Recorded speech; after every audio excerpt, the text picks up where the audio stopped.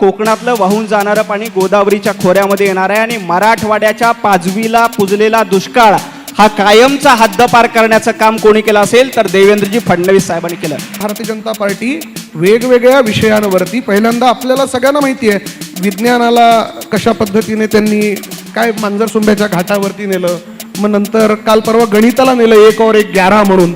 आज यांनी भूगोलाला नेलं. कारण काय माहिती आहे का, उल्हास नदीचा उगम जो होतो ना सर तो माळशेजला होतो. पाणी उताराकडे जातं की चढावाकडे जातो? उताराकडे जातं ना, म्हणून आपण गच्चीचा उतार काढतो, घरांना स्लॅबला उतार देतो. 2029ला जयेशवाणी, इम्तियाज जलील आणि तुमच्यासह कोकणातलं वाहून जाणारं पाणी आपण मराठवाड्यात आणलेलं असेल आणि मराठवाड्याचा दुष्काळ कायमचा हद्दपार झालेला असेल.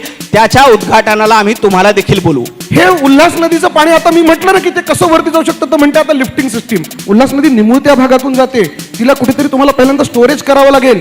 ते स्टोरेज करायला तुम्हाला कल्याणपर्यंत जागा नाही आहे, कारण की मध्ये दरी आहे पूर्ण. तुम्ही कुणाला मूर्ख बनवताय? आराम से दे, आराम से दे, आराम से दे. आपलं जवळपास उल्हास खोऱ्यातलं जवळपास 350 TMC पाणी हे सगळं समुद्रात वाहून जातं. आपल्याला ईश्वराने सह्याद्री दिलाय, पश्चिमी घाट दिलेला आहे. या पश्चिमी घाटातनं ज्या नद्या आहेत, पश्चिमेला वाहणाऱ्या नद्या, या नद्यांचं पाणी आपल्याला मिळत नाही, ते थेट समुद्रात जातं.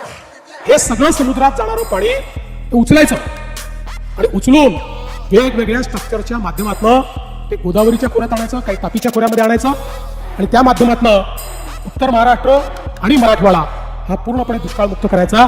अशा पद्धतीचं काम आपण हातामध्ये घेतलं.